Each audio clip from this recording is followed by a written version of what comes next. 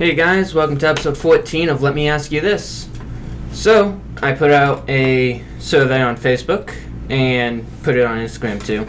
And pretty much you guys wanted to do a versus episode of Marvel versus DC. That's what won. And this is a democracy. I'm not going to be like, I don't want to do that. But we won Marvel versus DC. So, with me today is my buddy Williams. He is what I call somewhat of an expert when it comes to comics.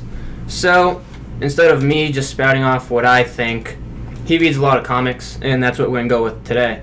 His quote-unquote expert opinions. So, Williams, to start it off, Marvel vs. DC. So, we kind of talked about this yesterday at work. Superman. Everybody thinks Superman is like super unbeatable. But you said old Thor can beat Superman.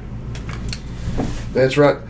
At pretty much any point in Thor's life, he would probably lose to Superman until he gets old. After his father Odin dies, he pretty much takes the mantle as leader of Asgard, which gives him a bunch of extra magic powers, and those magic powers are kind of out there, and they're pretty much more than enough to take out Superman.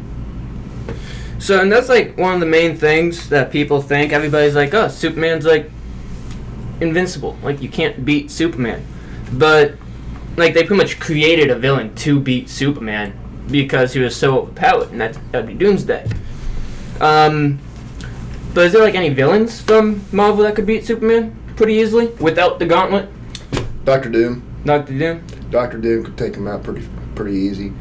Doctor Doom's whole thing was pretty much when he was younger, his mother made a deal with the devil, which ended up backfiring and pretty much dragging her straight to hell. So he decided, I'm going to do whatever I can to get her back. So at first, he attempted to use technology. He's like, I'm going to open the portal to hell, which no way that could possibly backfire. I'm going to get my mama back. And then it turns out, well, I can't just do it with technology, so I'm going to learn magic too. So pretty much in Marvel Comics, he's pretty much one of the smartest people alive, and he's one of the best wizards alive. And if Lex Luthor, who just has a bunch of money and technology, can almost take out Superman, then Dr. Doom can do it easy, considering he's one of the most powerful villains in Marvel comic books. And a lot of people forget about Dr. Doom because people who don't read comics, who pretty much asked for this episode, how many movies were there Fantastic Four with Dr. Doom? Just one? I think 3. You had those first 2, and then you had that crappy remake one. Yeah, I didn't see the remake. It was bad. Yeah, I heard nothing but terrible things about it. But so if we look at your shirt, you wear Captain America. Yeah. Could Batman beat Captain America? Yeah. Yeah. He has. He has? Oh yeah, Marvel and DC sometimes do crossover. Yeah, it was pretty clear cut. They decided that while technically Captain America is better physically, yeah, Batman's a better strategist. He's got better gadgets. Also, while Captain America's knowledgeable of like over 100 different martial arts, Batman has mastered like 160. So that kind of gives him the leg up on it. Okay, that makes sense. And honestly, Captain America, he don't have the best win record against people with similar power sets than him. He's lost to Daredevil, whose superpower is blindness. But Captain America, so pretty much just like in the Avenger movies, and Iron Man keeps telling Captain America, there's nothing special about you. It's just somebody gave you this antidote, and it was like, you're super strong now. Like, he's not invincible. Like, nah, he can be taken out by bullets just like everybody else. yeah, I mean, happened in the comics. He got shot in the head. In the Civil War, they just sniped him on Capitol Hill. Yeah, spoiler alert. If you guys haven't read the comics, he dies. But he comes back, like always. Everybody always comes back. Yeah, kind of bullcrap with that. So, continuing, Spider-Man. I want to kind of like stay with the major ones, like that people kind of know because of the new movies. And then maybe near the end we can kind of throw in some that people aren't really aware of. But who would probably put up the biggest fight in the DC universe against Spider-Man? Superman would stomp him, Wonder Woman would stomp him, Batman would lose, Martian Manhunter would stomp him. People forget Martian Manhunter is actually almost as strong as Superman. Plus, he's got the whole shape-shifting, mind-reading powers. So a lot of people don't know about him. If you guys didn't see any of the Justice League TV shows, does he doesn't get their powers, right? No. No? He just looks like him. He just looks like him? Okay. So he pretty much just shifts shapes and looks like other people. And he's probably one of my favorite Justice League from the TV shows because he's just kind of funny. My favorite one was when they tricked Lex Luthor thinking that he was Superman, and then Superman went in there and just beat the shit out of him. That was probably my favorite episode. But so you said Wonder Woman. So Captain Marvel and Wonder Woman. Wonder Woman. Wonder Woman? No contest. Wonder Woman. She is the strongest female superhero, either Marvel or DC. No contest. So, how about Shazam and Captain Marvel?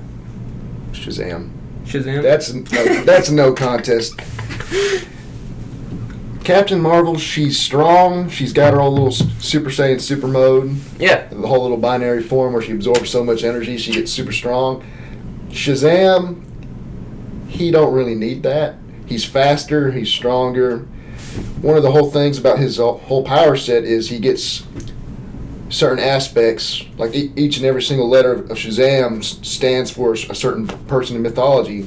Like A's, like he'll get like the courage of Achilles, which means he literally can't feel fear. Yeah.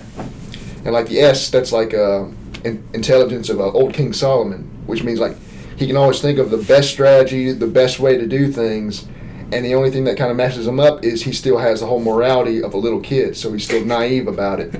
He's like, well, why are we beating up these bad guys? Well, they're robbing the store because they're so poor they need food. It's like, well, I didn't really think about that. I just broke their legs. But Shazam, he would stop Captain Marvel. Wonder Woman would stop Captain Marvel. Marvel-wise, she probably is one of the strongest when it comes to females. Yeah. Marvel don't really have too much of a good representation when it comes to females. Yeah. Actually, I take that back. There's a Lady Thor. Basically, Thor's ex-girlfriend, Jane Foster. Yeah, they're making a movie about her. Yep. Yeah. She would probably stomp Captain Marvel. I take that one back. Of course, I don't really know why she gets to be worthy of it, considering all the crap everyone else had to go through. But, well, she hasn't really done anything bad, so I guess that kind of evens out. Well, isn't like, it's the purity of the heart? Isn't that what it is? I reckon. It just seems weird to me. Because, like, Doctor Doom was able to pick up Thor's hammer. Yeah. Magneto has a bunch of villains. Yeah. Her thing was interesting, though, because Jane Foster, that's Thor's ex-girlfriend's name, she actually had cancer. Found out she was diagnosed with cancer, pretty much dedicated her life. She's like, you know what, if I'm going to die, I'm going to do my best, use all my resources, make the world as good of a place as possible. And then Thor, he dies, and his hammer's just lying there, and out of a whole bit of, maybe I can do it, maybe I just want to know if I can, she lifts it up. And it's interesting because as long as she holds that hammer, her cancer doesn't get worse. The second she lets it go, she looks like a girl on death row, about to chemotherapy, lost her hair, sick. Oh. You know, she's pretty much only got a few more weeks to go.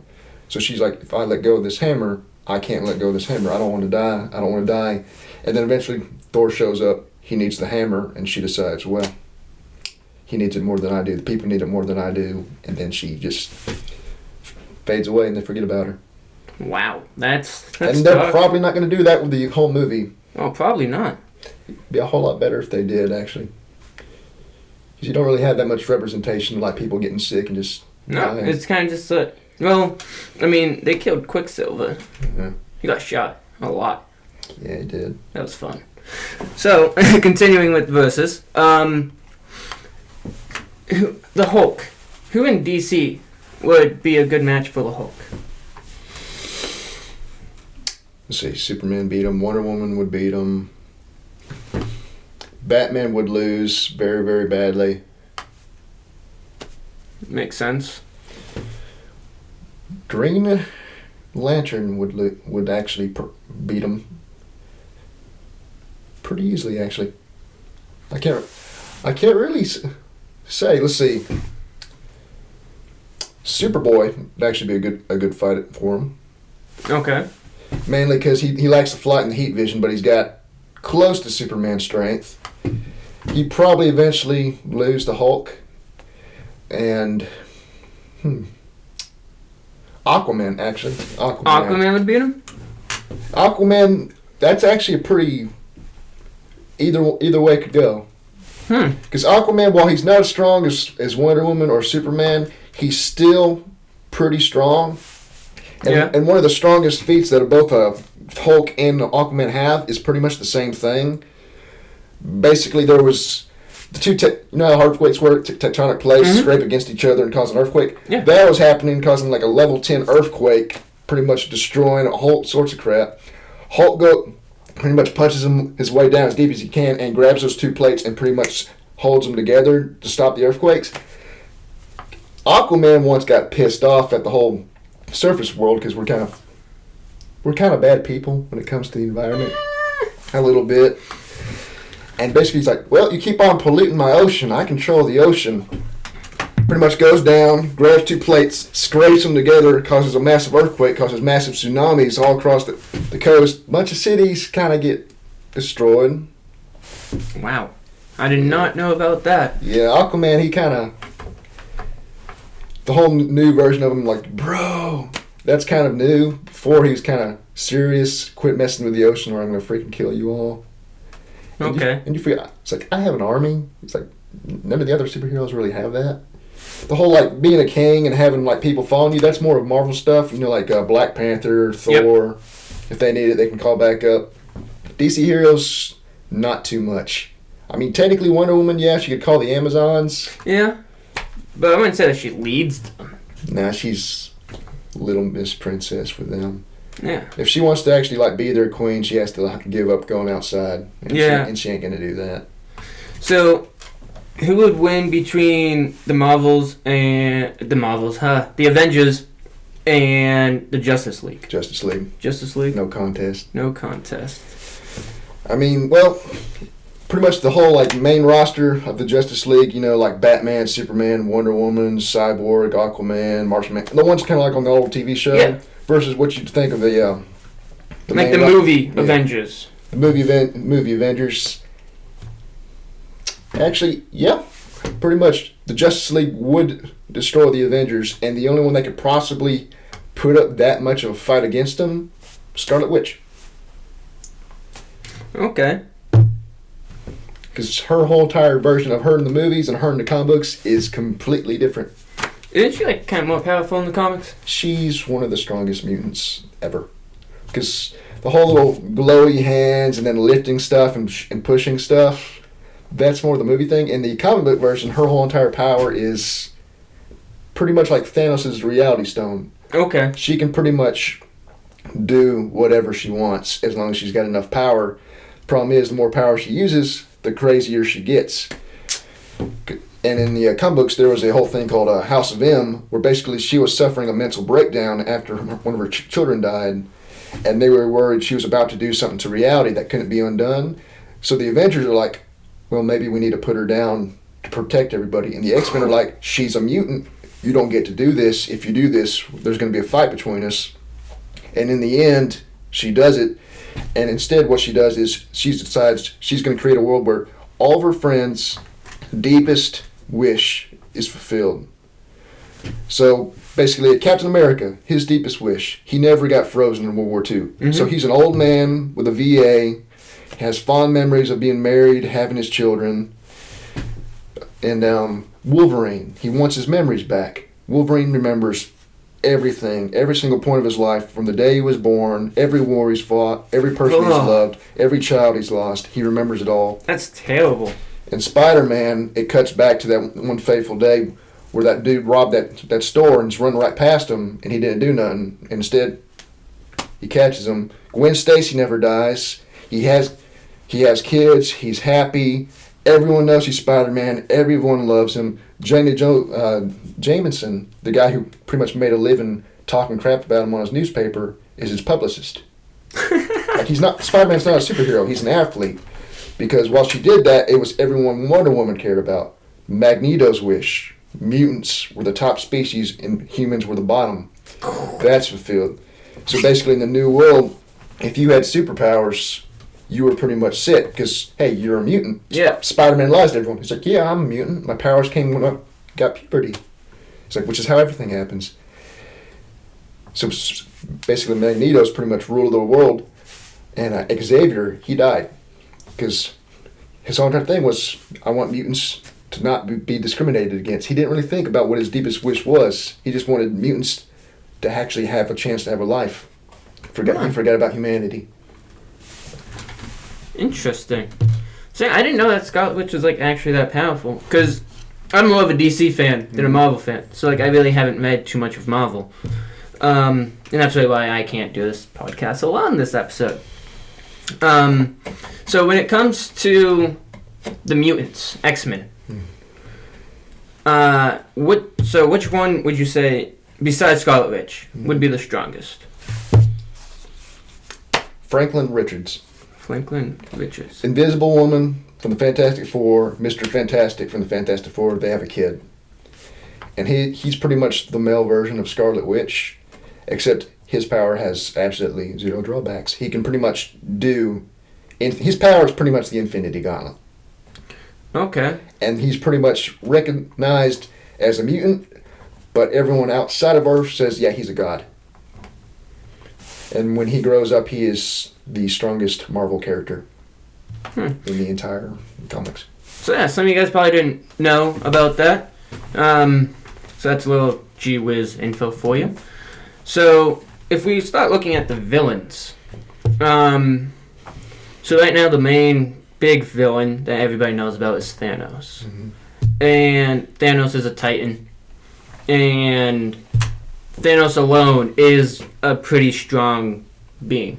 He's not weak by any means. But he does get most of his power from the Infinity Gauntlet. So with that being said, one of the biggest enemies in DC is Darkseid. Mm-hmm. And we've talked about this. Thanos would pretty much get wiped by Darkseid. He would. Thanos, well, basically, if you don't know, he's from the Moon Titan, and he's part of a race called the Celestials. Celestials, in the whole Marvel comic books, I don't know if y'all remember the whole Scientology religion, whatever, aliens came to Earth, they made humanity. Mm-hmm. And Marvel's, that's actually kind of what happened. And the whole little Celestials, they're all supposed to be absolutely perfect. There's like absolutely nothing wrong with them. They're pure of heart, they're intelligent. And then one day, this chief scientist of the Celestials, his wife gives birth, mm-hmm. and she gives birth to Thanos. And Thanos, he looks like a freaking little pruned up raisin, maybe. And the very first reaction that the mother has, because her whole entire thing is whatever she touches, she can pretty much sense its future. She immediately, very first time she holds her child, tries to kill it. She's like, I need to kill this thing. I need to stop this thing.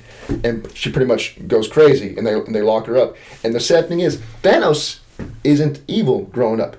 Everyone doesn't treat him any different. They don't discriminate against him. They're all like, wow, you're just as smart as your father. You're going to grow up, and you're going to be amazing. And Thanos is like, yeah, I am. It's like, and it's interesting because there's no bad thing besides his whole mother when he was just born. And he can't even remember that pretty much set him off. Yeah. It's just one day he grows a little bit too fascinated with death. He finds death interesting. And then eventually he finds out that there is an actual physical manifestation of death in the whole Marvel Universe. And he becomes obsessed with meeting it. And he's like, well, the only way I can meet you is if I kill more and more people. So he keeps on killing and killing and killing, growing obsessed with meeting her. And then it gets twisted up in his mind. He's like, I'm in love with death. I'm in love with this physical manifestation of death. And it's not like whole movies where it's balance. His is, I'm going to kill every single thing I can. So eventually she gets to where she'll want to meet me. Whole Infinity Gauntlet. in the whole Infinity Gauntlet comic books, it's not at the end in the big climax. The Avengers, they don't know even the gems exist. He gets those gems, he snaps, Spider-Man's just swinging, and all of a sudden he fades away. Everyone starts fading away. They have no idea what's going on. And with Darkseid, his whole thing, there was 2 planets, New Genesis and Apocalypse, and you can pretty much tell which one's the bad one. And they're both... Let's say New Genesis. Yeah. And originally they were one big planet until DC decided, this is back in the 70s where everything's freaking stupid, it blew up. And instead of everyone dying, all the good people got on New Genesis, all the bad people got on Apocalypse. That makes sense. Perfect sense. Perfect sense. Comic book sense, though. Well, there was this prince of Apocalypse called Dax, whatever. And his older brother is going to wind up becoming king, and he doesn't quite like that. And what they have is there's a power source on Apocalypse called the Omega Effect. Mm-hmm. And it's pretty much whatever the writers want it to do. Basically, it can... How do I best to explain it? It can blast you to smithereens. It can pretty much do telekinesis bullcrap. It can pretty much turn you into other stuff. It can do a bunch of stuff. And Zax is like, well, I don't want my brother to get this. So what he pretty much does, he does the whole dick move. He jumps off into the Omega Effect. Once again, why would you do that? Yeah. You don't know what it's going to do to you. And it pretty much transforms them, because everyone in New Genesis, in Apocalypse, they're actually like gods with capital G. They're all like the god of something. Yeah. Like you have one dude, he's the god of freedom. So what Zax winds up transforming into is the god of tyranny and evil. And in pretty much one moment, he takes over all of Apocalypse, and he decides, I'm going to conquer and subjugate and enslave every single living thing there ever was. And in order to do that, he needs something called the anti-life equation, which is pretty much like the devil's arithmetic. Basically, you just look at this thing, and it pretty much scientifically proves there is no hope, there is no goodness, there's no light in the universe. Just looking at it will automatically make weak-willed people commit suicide, or it'll pretty much burn out their soul, make them a shell of their former self.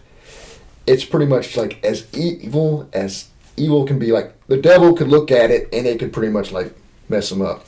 And Darkseid's whole thing is he only has half of that. So whenever someone meets him and they get in a straight up fight, he can show them half of that equation, and they pretty much lose the will to fight unless they're like Batman or Superman. And a bunch of the whole like main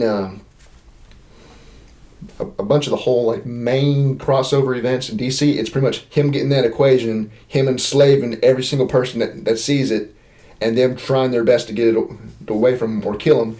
And the sad thing is, once he got that equation, it was over. Because there's been a bunch of whole reboots in DC where basically, the universe got destroyed and it was remade. Darkseid lived through every single one of them. Because the second he got that equation, what happened was he pretty much shunted his real self into this little pocket dimension that he created. And unless you go to that dimension and kill that one, he can't die. And one of the interesting things in DC is every single appearance of Darkseid and every single like Elseworlds where they pretty much do like a what if, that's the actual Darkseid, because he can make copies of himself. Yeah. He can pretty much be anywhere. He can pretty much at any point in time, and you could be talking to him, and meanwhile he's on another planet, pretty much enslaving and subjugating and doing a bunch of bad crap to those people. So to me, it sounds like Darkseid is one of the most overpowered supervillains He kind of ever made. is, like physically, he's not much stronger than you'd think. Like if you got into a fist fight with the Hulk, and the Hulk got as mad as he possibly could be, the Hulk could beat him in a fist fight. But then you start thinking about, well, he starts using the whole little Omega beams, starts using the anti-life equation. Hulk's going to lose. Yeah. Superman, he can pretty much kind of no-sell the whole little Omega beam thing. The anti-life equation, as long as it's only half of it, he could probably edge out a win, but pretty much whenever Darkseid shows up, it's call the Justice League, call the reserve members, and someone is going to die. So that's like one thing that a lot of people don't see in the movies is that the DC comics are a whole lot darker than what they show in the movies. Mm-hmm. And that's why a lot of people think that DC is just full of pansies and that they don't stand a chance against Marvel. So pretty much what I like telling people is watch the R-rated DC movies. They're not live action. Some of them are, but the new Titans. I love that TV show because it really shows what DC is. I mean, pretty much the opening scene is Robin running around killing people. And it's not like because like they're against killing, it's just he's throwing his R's in people's eyes and like blood squirting everywhere, and it's more DC like in the comics than it is in the movies because the movies are geared towards kids nowadays. And superheroes aren't for kids. I'm sorry to say it, but superheroes are not for kids. If you ever read a comic, like a full series, there's a crap ton of violence. There's a lot of, I don't want to say a lot, but there's definitely sexual content. DC is not for kids, but these movies made it for kids. And it's really a shame because Batman is a lot darker than what it is in the movies. And that's like one of the main reasons why I like this segment, because everybody saw the Avengers and they're like, oh, the Avengers are kick-ass, they can beat anybody. And it's like, you haven't seen the real Justice League though. Like, Superman can literally destroy a planet just by flying through it. And they don't show that in the movies. Superman is one of the most overpowered superheroes there is. But they don't show that in the movies. And that's one of the big things that people don't get. And it's kind of a shame because Warner Brothers now owns DC. Mm-hmm. And pretty much when Batman vs. Superman came out, the director came out and said, I have nothing to do with this movie. Like, Warner Brothers made them go back through and reshoot it. And I remember the first time I watched it, I thought something skipped because it was Batman in the city and then it skipped to Batman in the desert with Superman being held. And I'm like, what's going on? Mm-hmm. I'm so confused. And I think they did decent with Aquaman. They actually did pretty well with him. Not too faithful to the comic books, but it was fun to watch. Yeah, it was fun to watch. Mm-hmm. And they didn't make him look like a little sissy. So no. It did look like a Power Rangers movie, though. I will give them that. Like, it was kind of cheesy, the fight scenes. Power Rangers are awesome. So, yeah. You know.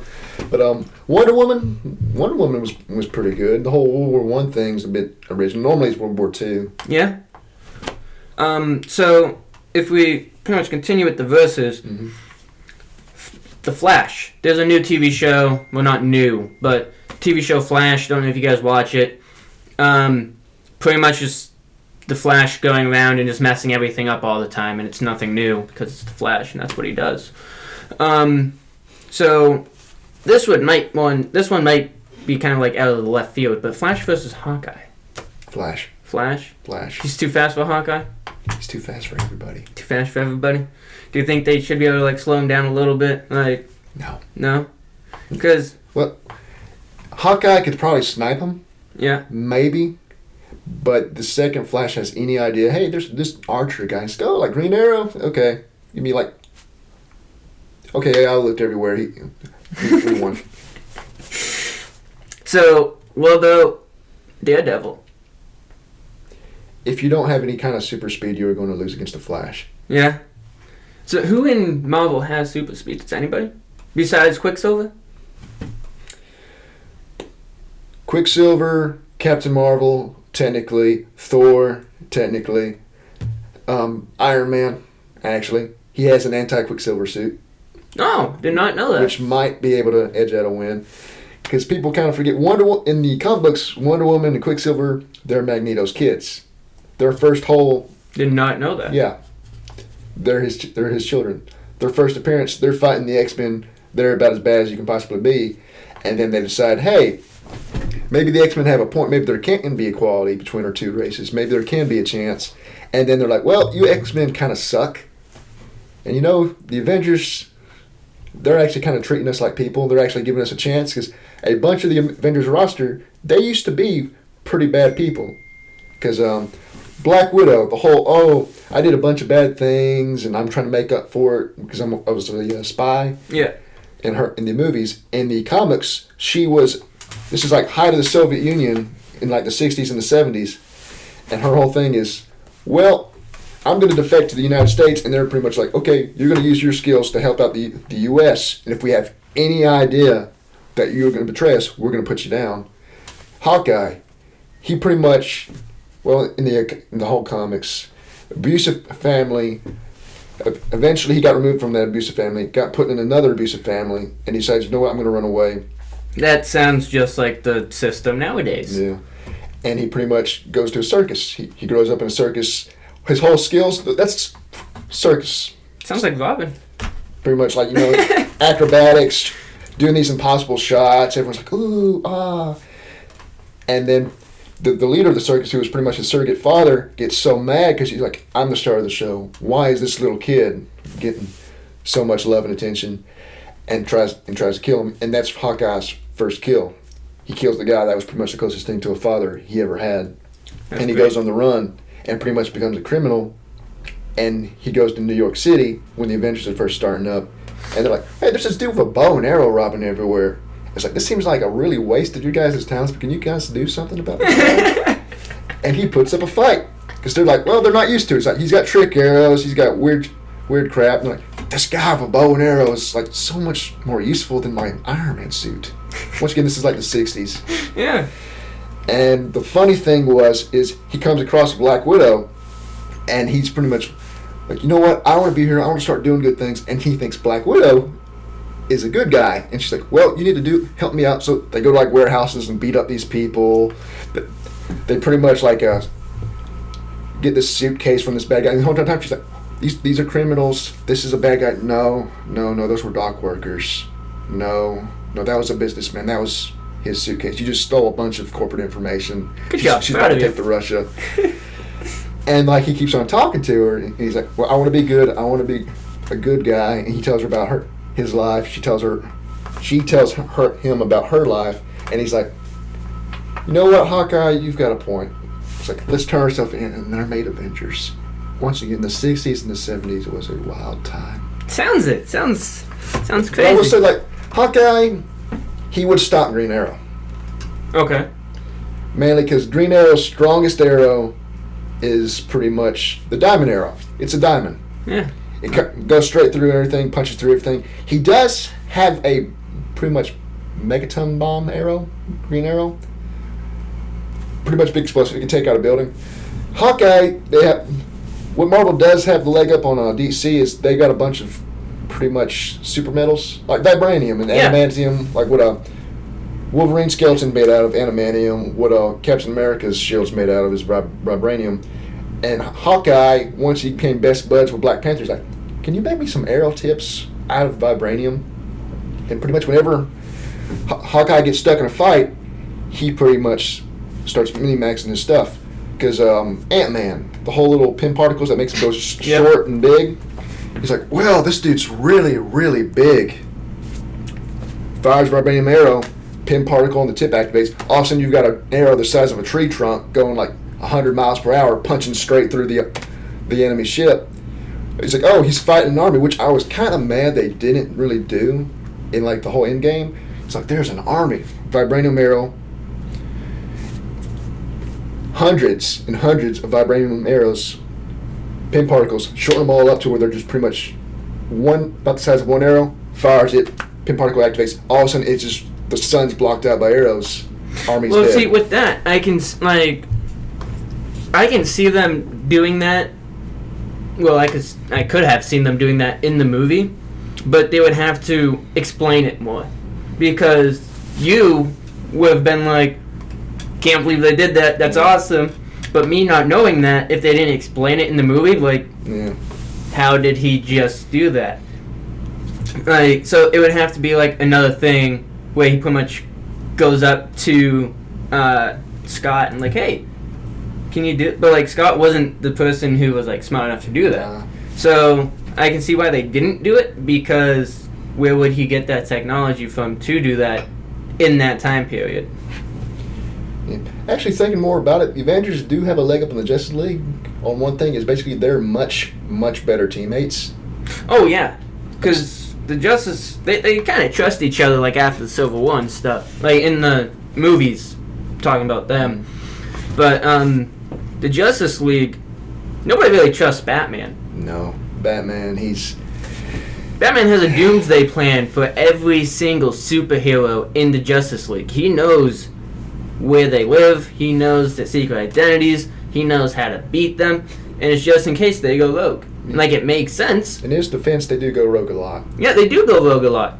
And so it makes sense that Batman has this plan, but then everybody's like, how do we beat you? Like, what happens if you go rogue? He's like, I'll never go rogue. And it's like, what? Well, they did, like, recent comic books, they did explain his whole entire backup plan for him. It's pretty much, you get everybody's trained. You get Nightwing, you get Red Robin, you get Damian Wayne, which if you don't know, that's the current Robin. Yep, his son. And then you pretty much get Batgirl, and you pretty much tell them to take him out, and they'll do it. Because his whole entire training is, he's taught them to be better. Yeah. Because Nightwing, better leader than Batman could ever be. Oh, Everyone loves him. He's actually current leader of the Justice League. Superman stepped down. When you got to think, he leads Young Justice, he leads the Teen Titans, he leads the Titans, which they're two separate things in the books. Yep. He leads the Justice League, and he's pretty much the linchpin. Everyone loves him. The second Robin, Tim Drake, he's acknowledged as the best detective in the DC universe. He's way better in every possible way than his mentor was. Jason Todd is actually, well, you know, Tim Drake, he was the third Robin, my bad. The second Robin, Jason Todd, they don't talk too much about him. He was a little street punk, tried to get the tires off of the Batmobile, and somehow that made Batman decide, you know what, you make a good Robin. You have balls, kid. And the thing was, he was kind of, no one liked him when he came out, because his sensibilities were more early 2000s, more like, why don't we just shoot him? Yeah. It's like, can we at least cripple the dude? He's just going to break out and hurt more people. And then there was a whole thing where he didn't save somebody and let them die. He's like, they're just going to break out and hurt more people, which is pretty much his whole little point of contention with Batman. And Jason Todd, he eventually gets kidnapped by the Joker, and they have a vote. It's like, do you want Robin to die or do you want him to live? Vote now. And it was like 2,450 something votes for him to live, and it was like 2,050 something votes for him to die. It was like maybe 10 or 20 votes, and he died. And everyone was like, we weren't expecting you to actually do that. Because back then, kids weren't allowed to die. Yeah. And they eventually bring him back as the Red Hood, and his whole entire thing is there are criminals which probably don't need a bullet in them. So beat them up, send them to jail, and there are some guys, they need to die. Like the Joker. The Joker needs to die, pretty much. But like some of the like smaller criminals, like we were talking about the other day, Condiment Man. Yeah. Powers of ketchup and mustard. Yeah, he's a real villain. If you guys don't know, this is what DC does. They run out of villain ideas, and they're like, ketchup and mustard are very intimidating. And it's like, Well, there was a point where he pretty much fired a bunch of ketchup on people. Batman shows up and he thinks it's blood and thinks Condiment King, a man went crazy and pretty much beats the crap out of him. And he did get a kill against a couple of people because they had a whole like a year of the villain where they pretty much focused on the villain sides of things, and he was a main point. And they pretty much sent a bunch of armed thugs after him to kill him. And he pretty much did a whole slapstick comedy of pretty much firing a bunch of mustard, them tripping, falling down the stairs, and breaking their necks. Good job. Don't ask. Good job. DC comics are weird. Ah, man. So, with us talking, like, getting into that villain side of DC, what big villains are there in Marvel, like, outside of the comic? I mean, outside of the movies. Because the movies, there weren't really, like, that many big, like, super mutant villains.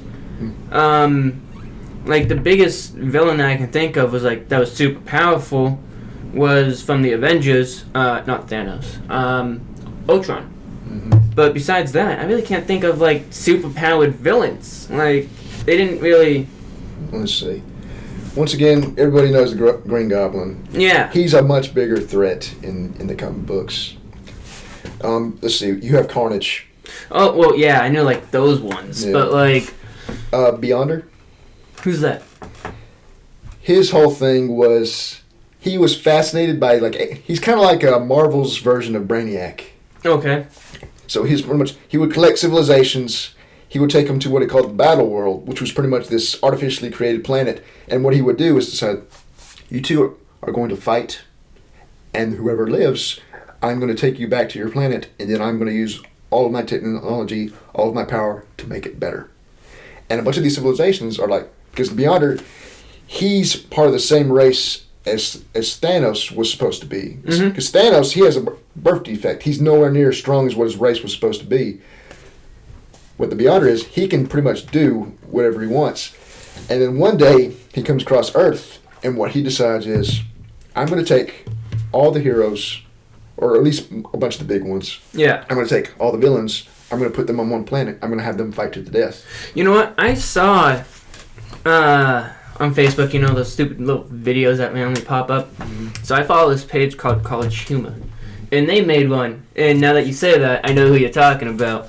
And they did multiple episodes of just villains and heroes from all different types of universes. DC, Marvel, they had Alien, Predator, they had Optimus Prime. Like, they just had everybody. It's pretty much that. Yeah, and pretty much who won was Harley Quinn and Deadpool. And how Harley Quinn won, I don't know. But Deadpool I kind of get because there's really no killing Deadpool. There's a bunch of people that can kill him, but they just never use him to fight him. Because if you can obliterate him. Iron Man gets pissed off enough, makes a big enough explosion, or there's a big enough laser, he's dead. Well, yeah, because if there's nothing to, like, grow back, then he can't grow back. No. But the interesting thing about the whole little battle thing was that's where the black suit came from.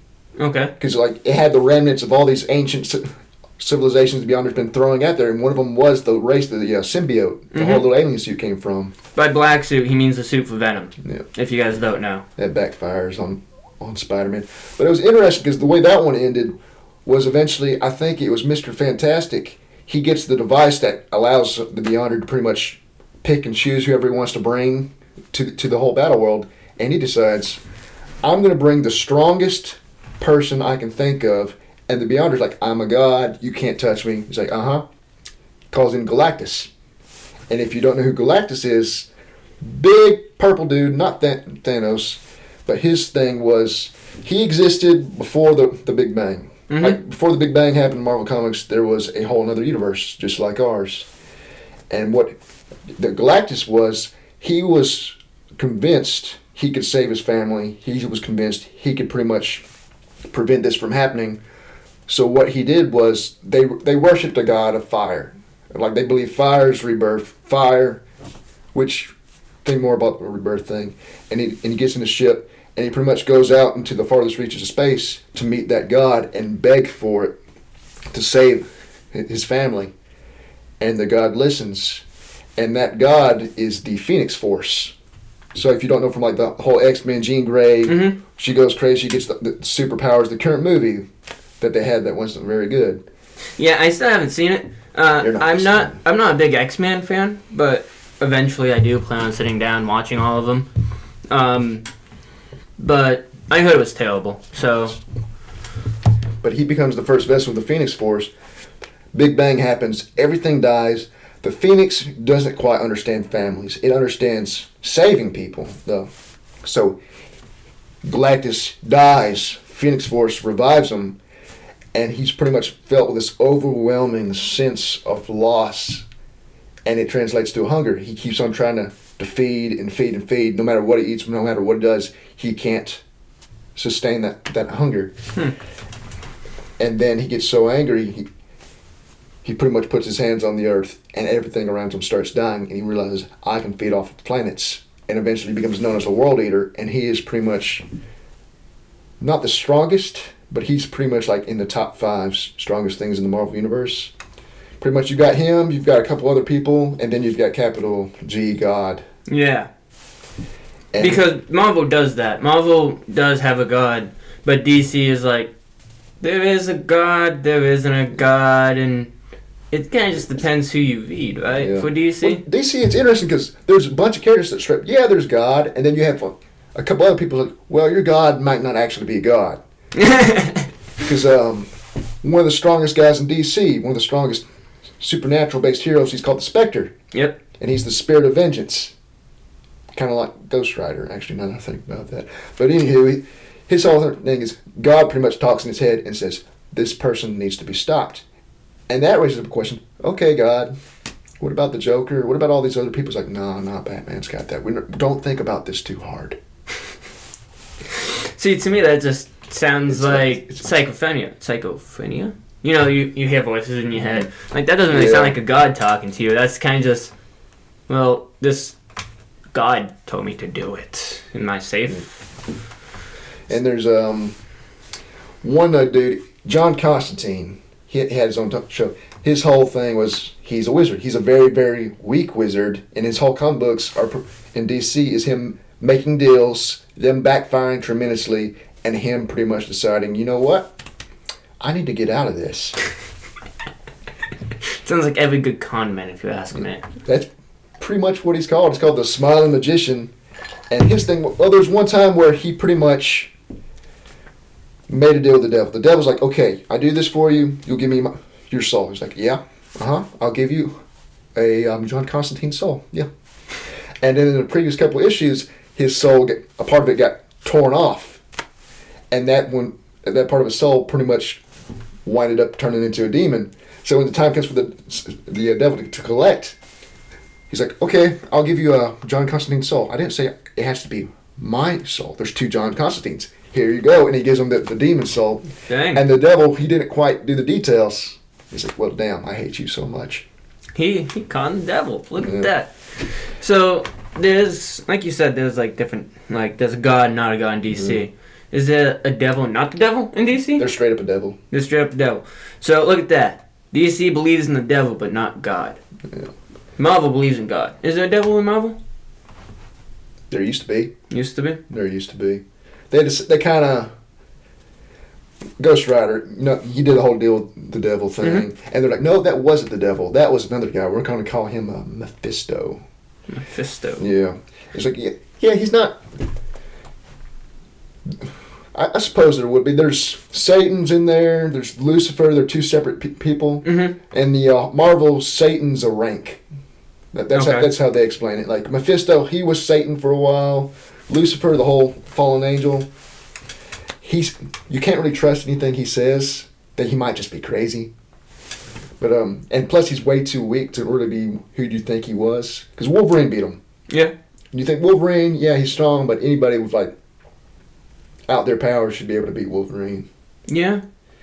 I mean, so Wolverine. We didn't really talk too much about mutants. Mm-hmm. Wolverine. Would Batman beat Wolverine or no? Yeah. Yeah? I'd give him that. He's fought people with similar powers to Wolverine. I mean, he just needs a giant magnet, right? Giant magnet, or he could pretty much use like knockout gas and stuff. Yeah. I mean, Wolverine is still pretty much just a person, but he heals really fast, and he has claws. If Batman can beat Deathstroke, and Wade Wilson is pretty much a straight up ripoff of Deathstroke. Yeah. Slade Wilson, Wade Wilson. Yeah. Their outfit kind of looks the same. Yeah, he could probably beat Wolverine.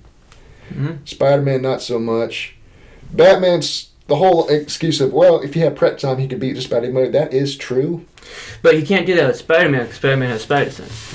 And you can't beat that unless you have Venom. And also Spider-Man, he does the same thing. In the comics, it's Spider-Man meeting a new villain, losing, going back, deciding, hey, I need to invent something because he's actually pretty smart. Yeah. Like Electro, very first appearance. He doesn't know what Electro does. Tries to punch him in the face. Gets electrocuted. Wakes up. It's like, I'm just going to build an electric-proof suit. Kicks Electro's butt. Bang. Genius. Yeah. But, like, the thing with Batman is, even, like, his first encounter with Batman wouldn't, like, stand a chance with Spider-Man. Because Batman's whole thing is sticks to the shadows. Spider-Man can sense the shadows. That's the thing. And I think the only way that Batman would be able to beat Spider-Man is if he got the Venom symbiote. That's about it. And if he got the Venom symbiote, there's no way Spider-Man would beat him.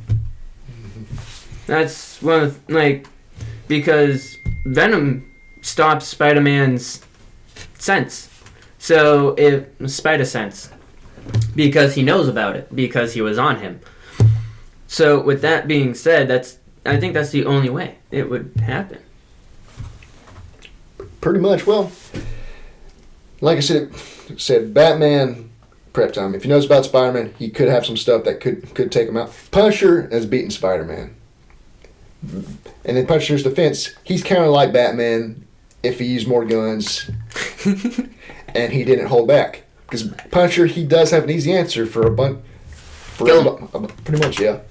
Like, there was a whole Punisher versus the Marvel Universe, which was kind of the guy who made Punisher. He decided, I'm going to make my guy beat everybody. But when you start thinking about it, yeah, a bunch of his wins make really good sense when you consider a bunch of people in Marvel aren't bulletproof. Oh, yeah. Captain America, he's not bulletproof. Spider-Man, he could probably get really bruised up by like a pistol, but you got a high enough rifle, it's punching through him. Oh, yeah. Iron Man, he's just a guy in a suit. Get him when he's not in a suit. And Punisher knows how to hunt people down. Yeah. Like, even when it was the Hulk, you're like, Punisher doesn't stand a chance against the Hulk, and you're right. Shoot a tracker on the Hulk, wait for him to become Bruce Banner, and then get a high enough caliber gun, he ain't going to be able to spit the bullet out. He's going to just straight up die. Yeah. Which makes you think, why don't people do that? Which would probably be a boring comic book. That would be if people actually had common sense when they were fighting the superheroes. Yeah. Of course, every single time they do have common sense, it's all, well, the villains won by having common sense. That doesn't seem right. No. That seems wrong. It's like, well, how do you beat Spider-Man? Well, put him in a situation where he can't really afford to use his spider sense. Like, well, there's a bomb on Mary Jane. You need to get it off. He's like, okay, I'm on the bomb. He's like, it's also remote detonated. Bye. Yeah. There you go. He's gone. He's gone, yeah. And Mary Jane's dead, too. Yeah, I don't. 2 birds, 1 stone. You don't have to kidnap her again. I don't care too much about her. She's not a good person in the comic books. Not really. No, he proposed 3 times. She refused 3 times. They don't really explain that too much. So, we've gone through a lot of superheroes, and we've pretty much came to the conclusion that DC would take the cake for this. But is there, like, a lot of people, like I said, watch movies. What villain would you like to see in the movies next? For like Marvel, what? Because like they do the whole big like saga. What villain would you want to see the Avengers go up against? That's a tough one. Either Magneto or Doctor Doom, because they could do some cool stuff with Doctor Doom. Because they had that whole What If show or What If movie coming out eventually. Oh yep, they do. And one of the things was Doctor Doom. Eventually, he gets the Beyonder's power, and he pretty much does what the Beyonder did. You know, pick planets and stuff. Except in this one, he does universes because he gets the Infinity Gauntlet. Yeah. And why it doesn't work on outside universes, the Beyonder's power does. So he pretty much be able to do whatever he wants. And one thing you got to remember is Doctor Doom. He's not evil. Well, he does a bunch of bad stuff. This man's not evil, but his whole thing was he pretty much did what Doctor Strange does. That's where they got the whole looking through every possible outcome. Yeah. He did that. And what he found out was in every single possible timeline where Doctor Doom exists, the only one free of racism, of hate, and of want is the one where Doctor Doom completely rules. And it was interesting because he went to Wakanda and he was after the herb that made Black Panther. Yep.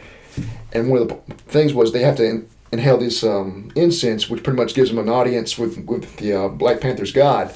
And the god's like, give me one reason why I shouldn't devour your soul right here and now. He's like, look at me, truly look at me, and tell me, am I actually as evil as you think I am?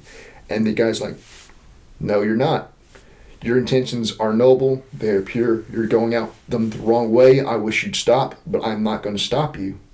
And he gives them the herb, and everyone is like, oh, no.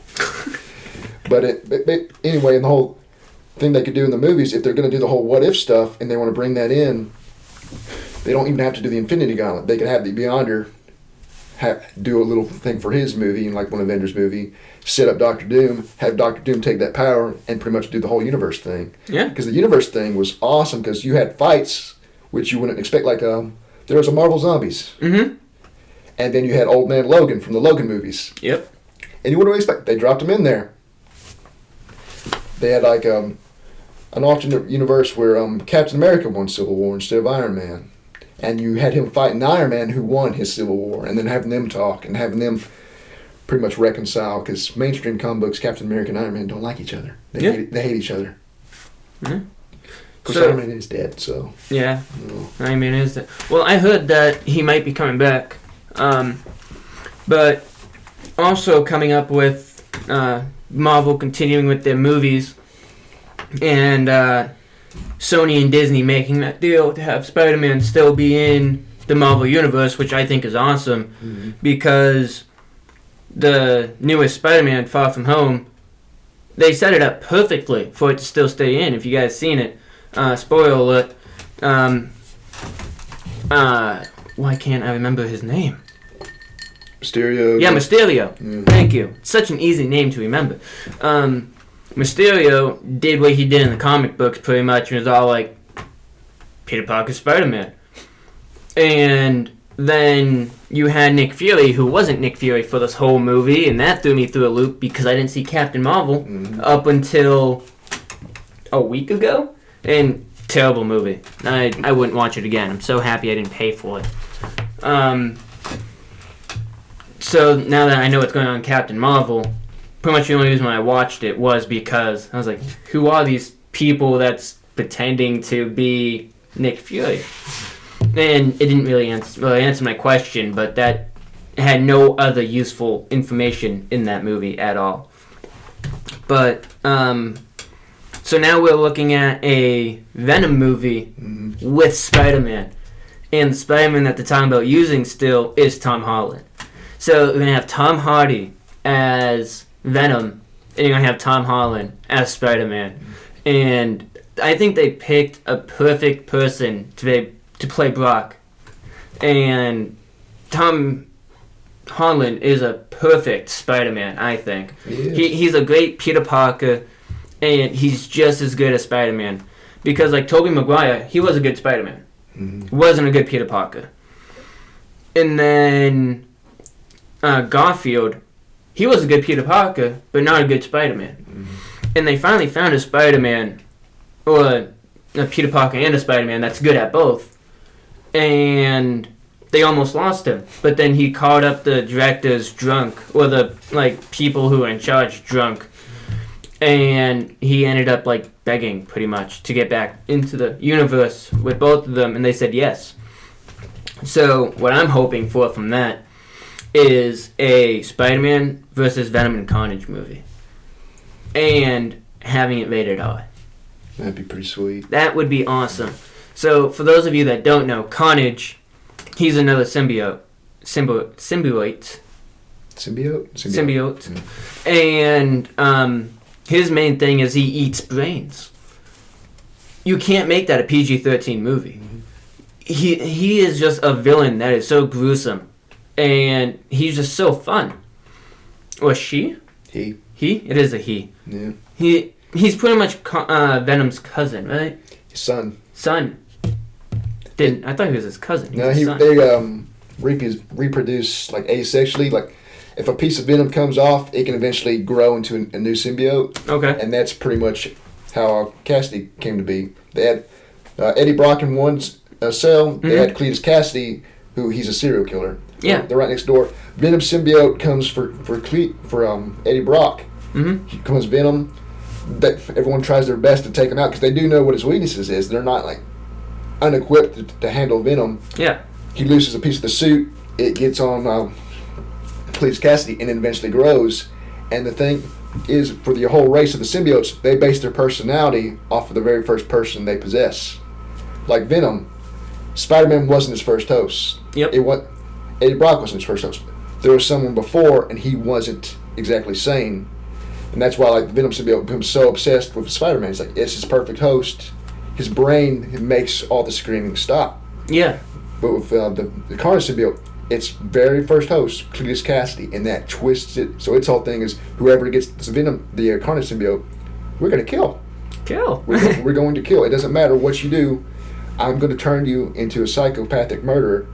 And if you're already a psychopathic murderer, I'm going to make you worse. See, and like, they did a great job. Did you see the Venom movie? I did. So they did a great job at it, with it pretty much not being in the Spider-Man universe. Mm-hmm. And I was all like, how are they gonna do this? Because, like, it pretty much got a lot of its powers from Spider-Man. Like, being able to, like, shoot webs and being able to stop his spider sense and pretty much his main look that everybody knows and loves. And they pretty much got totally away from that. And the whole movie was pretty much just Tom Hardy walking around sweaty as hell just talking to himself. And it was just perfect. It wasn't a normal superhero, supervillain movie where this guy is totally fit. He can just run around and just kick everybody's butt. And there wasn't any 3-4 minute shirtless scene of him just like people oogling over him. Mm-hmm. It was him looking like complete crap in a hoodie talking to himself, and it was him trying to pretty much convince the Venom symbiote to not be that bad. Yeah. And that's pretty much what, like, he's an anti-hero. A lot of people think that Venom is just a straight up bad guy. He's not a straight up bad guy. He's like the Punisher, pretty much. He just doesn't have guns. That's like the best way to sum it up for people. He's an anti-hero. He does bad things, but sometimes his intentions are good.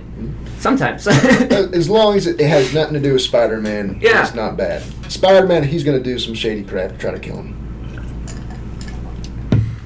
But I'm really excited if they do go with that, because there is rumors saying that Venom is going to do a Carnage movie, and it's supposed to be rated R. So hopefully that does happen. Anything you'd like to see from DC?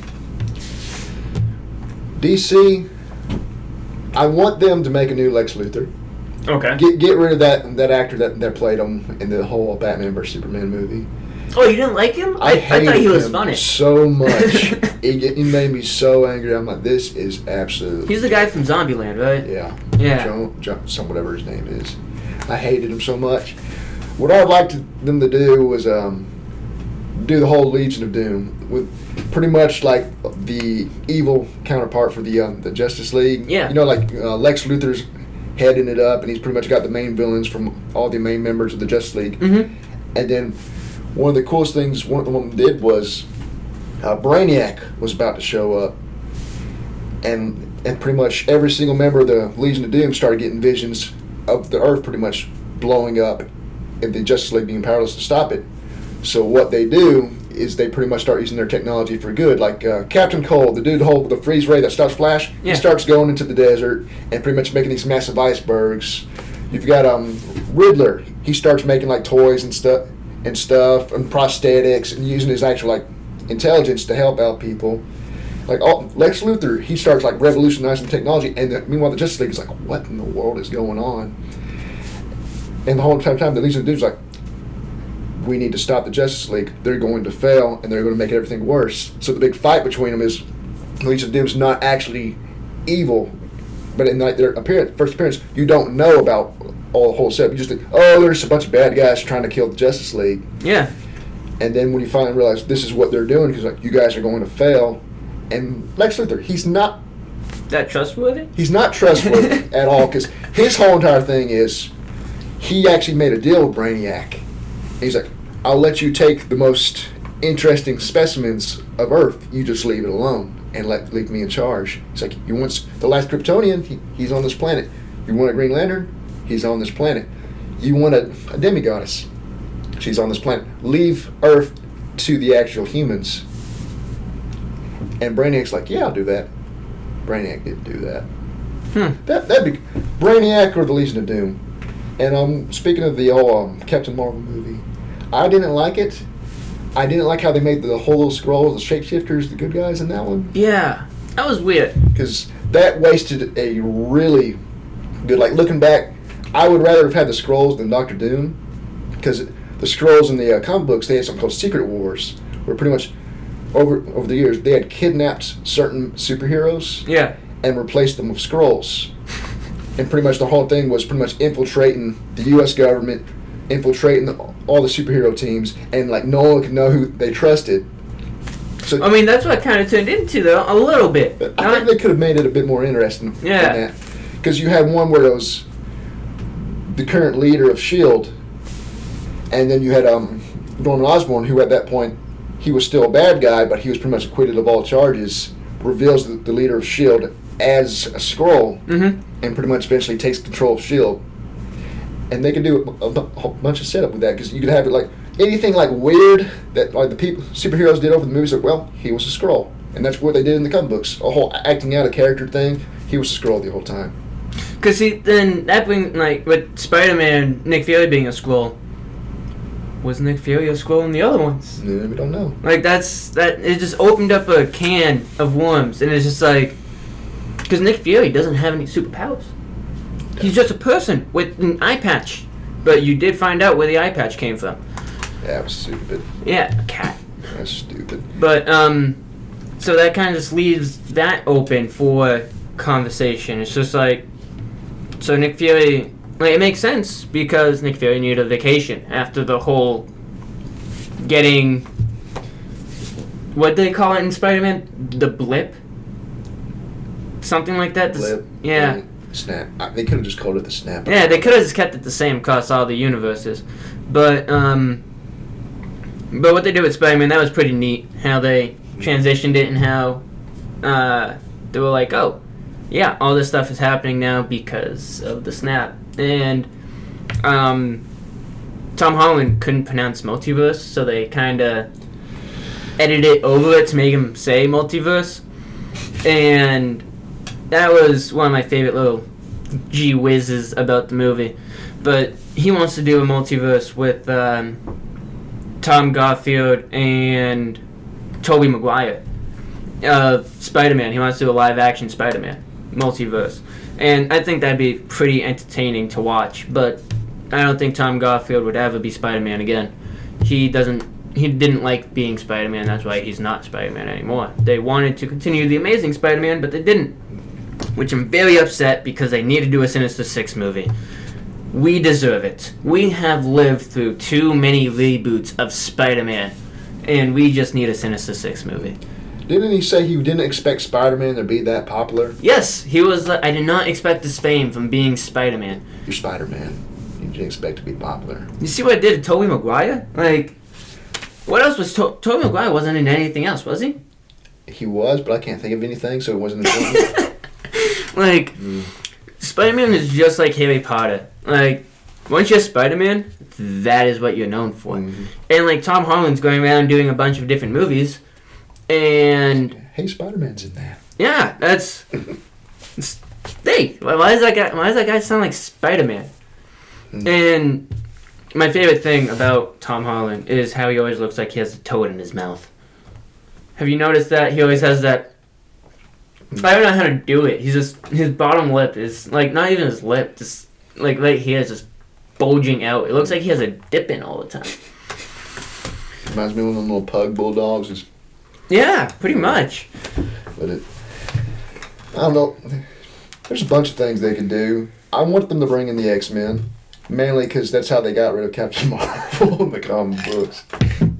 So, I don't know if, DC is going to do this like Marvel is. So, as everybody knows, Marvel is owned by Disney. And pretty much what's going on is Marvel is going to be releasing TV shows and movies exclusive to Disney Plus. Mm-hmm. And they're going to build the next series off of that. But if you guys don't know, DC has the same thing, but it's their own standalone platform. It's called DC Universe. And that's where you can see Titans, Swamp Man, Doom Patrol. What was the Titans, Doom Patrol, Swamp Man? Pretty much any old DC TV show. They have comics on it. But that's, I think it was like $7 a month. But I don't know if they're tying in certain TV shows together. Like they kind of tied in Titans and Doom Patrol. So that was kind of neat. And it's just, I hope they stay away from tying the TV shows in with the movies, like what Marvel wants to do. Mm-hmm. Because then that leaves a big blank for the people that can't afford Disney Plus or DC Universe every month to be able to go through and be like, oh, this is what's going on in the movie. Because in the movies, all the movies went in line. Well, not in line. You kind of have to jump around sometimes. But with the new saga that's coming out, which nobody knows about yet, nobody knows what it's going to be, they're going to tie the TV shows and the movies together. And I think that's kind of unfair that they're going to do that. Because that leaves, like I said, if you can't afford Disney Plus, you won't know what's going on in the universe. Yeah. And then that means you have to keep up every single week in every single series to follow the next saga that's going to happen. You can't just binge watch it in 7 days. Yeah. I mean, me and my wife, she didn't see all the Marvel movies, and I wanted to go see Endgame.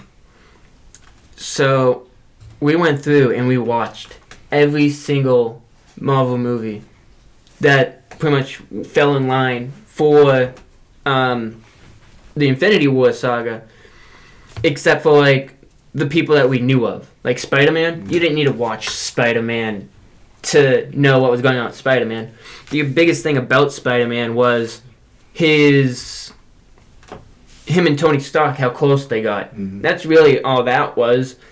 And we ended up watching it after, and my wife got upset again because she saw how close Tony and Peter were. And then she's like, oh, Peter died.